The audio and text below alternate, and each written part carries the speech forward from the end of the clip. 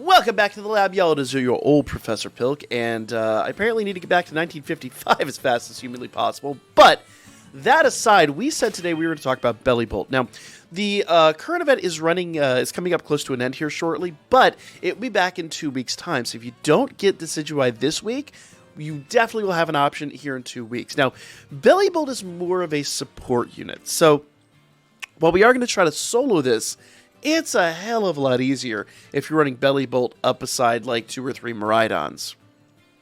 Just makes life so much easier. And I'll explain why here. So if we go here into a summary, first things first, when you set up Bellibolt, make sure he has an electric Tera type. I didn't talk about this yesterday with Miraidon. I completely forgot to, but obviously with Miraidon, you want an electric Tera type on him. I believe natively he drops with a Dragon Tera type. It's the only Tera type I've seen on him so far, at least. So what I did is I got some Tera shards and I upgraded my... you go to Gym Leader Larry's restaurant, you go to the sushi chef, and she'll actually change the Tera type with 50 Tera shards. So I got 50 Tera shards. I changed Miraidon over to an electric Tera type. Now, Bellibolt natively comes as an electric Tera type, I believe, most of the time. This one actually dropped with in a Wonder Trade for me. You can see he's actually a Chinese version, which is really awesome. I love collecting these foreign versions. I just think it's super cool. But so I've got an electric type with an electric Tera type. You gotta have that electric Tera type. It is going to help you out immensely. I am also running this with a Shell Bell. Remember, that is going to produce some healing based on the amount of damage you do. And if we go over here, stat-wise, ability, I am running static. Essentially, what all this basically means is that every time that you are hit with a physical attack, you have a chance to paralyze your opponent. Now, we are going to increase that chance, and I'll explain that here in a minute. But first, stat-wise, what I've done is I've bottle capped, which means I've hyper-trained. Go watch my video on hyper-training and bottle caps. HP, super attack, defense, and special defense. Attack and speed are not bottle capped, but frankly, I don't need that. So those stats are about as high as they can get. Plus, as you saw here, I did EV training on special attack and defense. And I could do a little bit on HP, but I don't think it's going to make the biggest difference here. It might help out a smidge, but these are really the stats that I kind of wanted to focus on, especially considering defense is a little bit low. HP is already pretty high. So while I could do some HP up, I chose not to in this situation to kind of save stats. Because I actually had to buy these items. And if you don't know, you need about 25 of each, and each one of these are 10,000 either LP or Polka Dollars in the Chansey shop. So this was already like 500,000 LP to get this done. So I chose not to really go in the HP stat. Now, as far as moves go, the moves are interesting here. So let's go ahead and we'll just do this. So Charge Beam is going to be really good. Charge Beam actually has a chance. Doesn't necessarily do it, but has a chance to boost your special attack stat. We'll use that from time to time, but it's not hugely critical. It'll just be a nice help if it works. Chilling Water is one of our most important things here because it's going to lower the target's attack stat.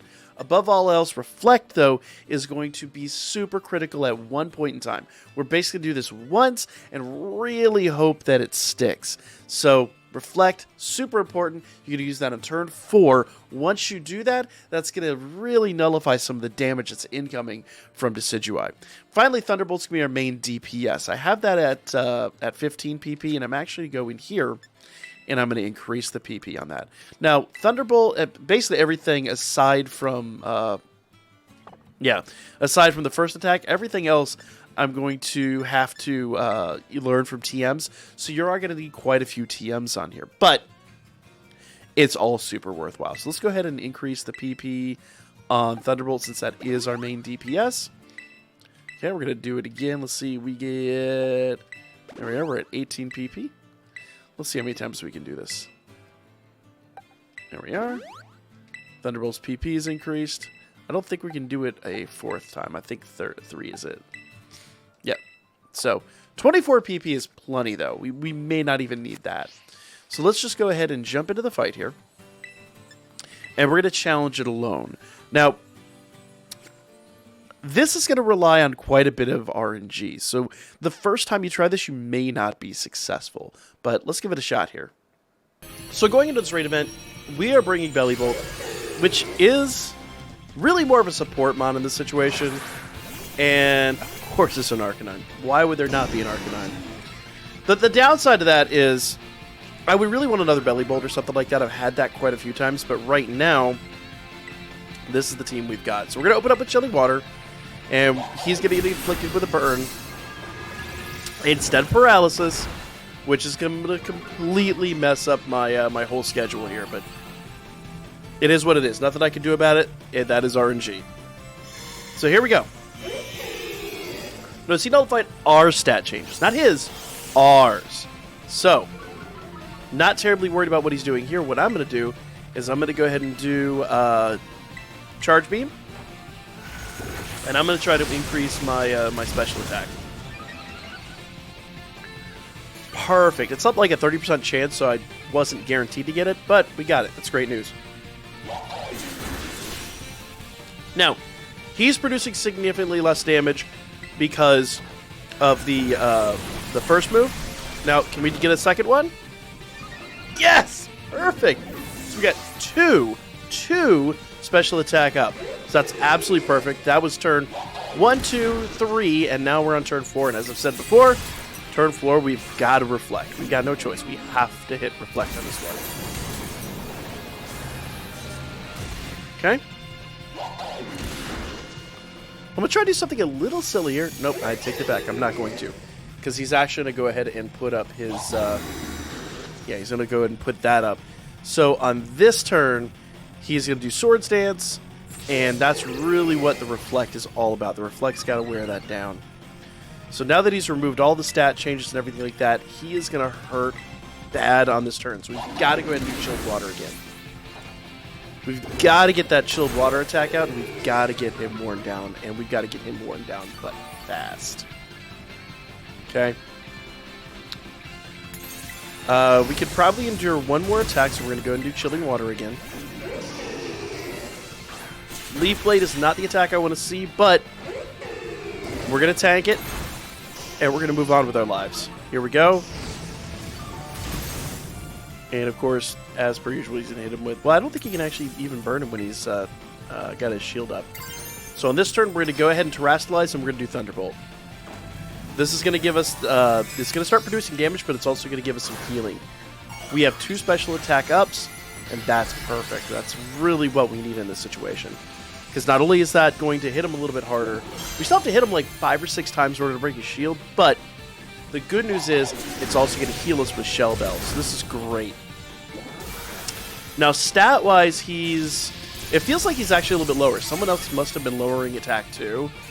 I wasn't really paying attention to what the other mon around me were doing. Let's go ahead and check his statistics real quick. So yeah, his attack is down 1, and that's perfect. We did attack down twice. Somebody else must have dropped attack, which is great. That's going to help us out big time. So you can see here, while Bellibolt is producing some damage, if we had a Miraidon here right now, and especially if we had Electric Field, which Miraidon puts down natively with his ability, we'd be doing a lot more damage. But here we go. That Shell Bell is really what's keeping us alive. That Shell Bell is doing all the healing for the team, for my unit right now. Oh, we got a crit! We got a crit! Look at that. And that healing is gonna do us wonders. 2, probably 3 more Thunderbolts. So here we go. We're actually in a really good position right now. There we go. Yeah, I think 2... Let's see what happens here. Alright. Thankfully, Air Cutter barely touches us. So that's the great news. I don't really care about anybody else getting critical attack because it doesn't affect me. Alright. And Thunderbolt. Once again, I want to emphasize Thunderbolt is not only our DPS, but it's also our heal, thanks to Shell Bell. So, alright, next one will break his stance, and that is perfect. Let's go. He's desperate at this point, so he's going to hit us with some crazy stuff. I wouldn't be surprised if he got a critical. Okay. So, Thunderbolt, break his stance, and we are taking it home. Let's go.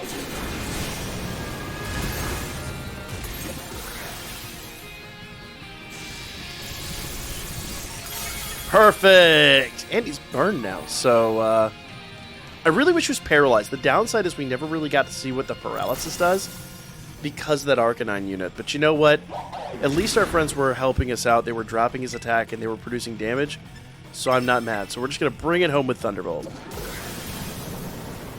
At this juncture, he's back down to doing 1 attack per turn.